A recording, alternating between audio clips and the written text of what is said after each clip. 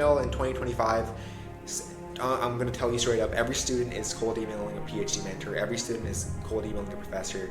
The best mentors are already taken. Because I truly believe that if you are a student who has an interest in STEM, if you are a student who's ambitious, right, then why not just tap into your potential? Welcome everybody for this video. Today I'm going to talk about how much would it cost you to not join the Young Researchers Institute and actually try to achieve everything that we provide without, joining our program, right? And one, there is financial costs, and there's also literally unrealized costs as well. And I'll talk more about this. So first of all, let's identify what do we provide to our students, right? What do our students accomplish? So already we have many students who have already accomplished publishing papers in the top academic journals, receiving media recognition and world-renowned international recognition for their research and their work. Thirdly is presenting at international conferences. And fourthly is, of course, winning science fairs and all these awards, right? So I've personally won these science fairs, I've personally won awards. Now we're teaching other students how to actually replicate my strategies so that they can also win science fairs and other competitions. So yeah, that's basically an overview for what we provide. Right? Now, let's say you don't join our institution and you're trying to achieve these things, right? I just want to give some clarity to you guys. How much would it cost? First of all, you would have to have a meaningful, significant research project. And this, to be fully frank, if you are a high school student, you are not going to be able to achieve this unless you have a mentor, because your mentor is very key to actually giving you the broad picture and giving you exclusive access to things like data sets, visions, roadmaps. But they're an expert in the field, so they know exactly how to take you from just an interest in STEM to all the way having a research project being completed.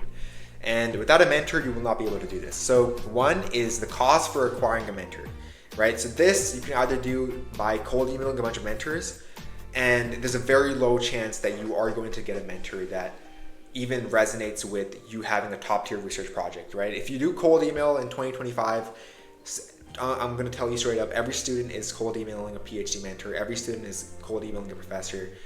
The best mentors are already taken. And even if they aren't taken, why will they work with a high school student for free, right? If you're not already of significant value, right? So if you're just you're a student who has an interest, but you don't have already a cracked resume to say, it'll be hard to connect with these PhD mentors and professors to give you meaningful research mentorship, right? So that already is one huge roadblock. That's already like a very big, significant issue.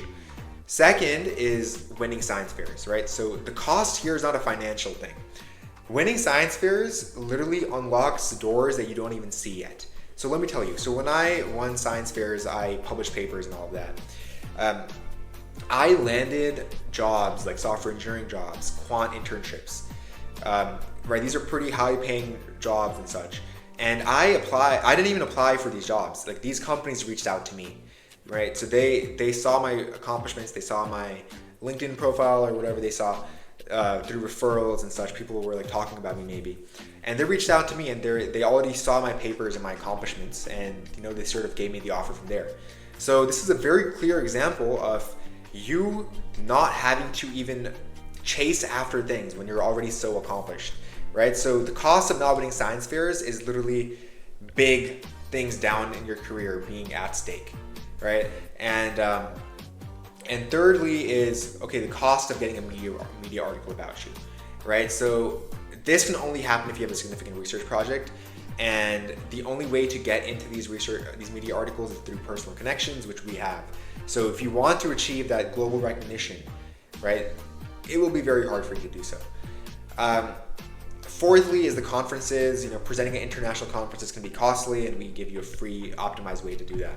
Anyways, I guess the point of this video is not to make you feel that you absolutely need the Young Researchers Institution.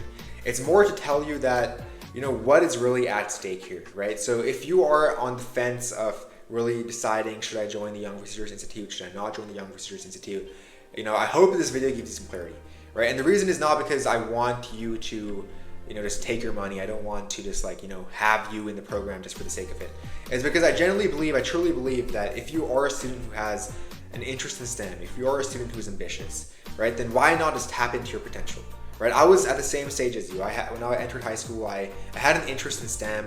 I didn't really have any sort of meaningful accomplishments, right? Of course, the competition back then was much lower, right? This was back in 2020. This was back in 2021, 2019.